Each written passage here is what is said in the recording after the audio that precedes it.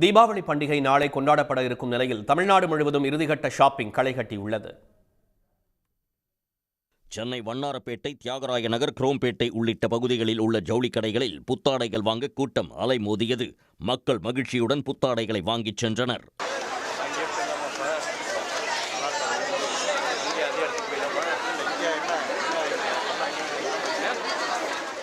காஞ்சிபுரம் மற்றும் வாலாஜாபாத் பகுதியில் உள்ள பட்டாசு கடைகளில் ஏராளமானோர் குடும்பத்துடன் வந்து கண்கவரும் பட்டாசுகளை வாங்கிச் சென்றனர்.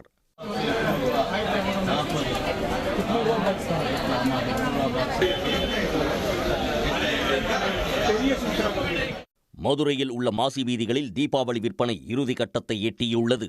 இங்கு புதிய ஆடைகளை பொதுமக்கள் ஆர்வத்துடன் வாங்கிச் சென்றனர்.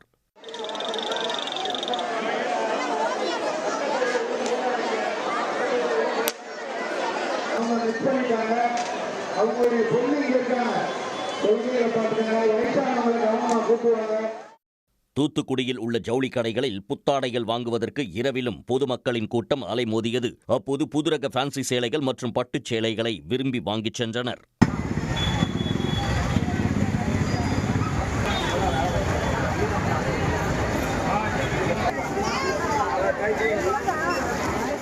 தீபாவளி பண்டிகையை ஒட்டி புதுக்கோட்டையில் புத்தாடைகளை வாங்க மக்கள் கூட்டம் அலைமோதியது.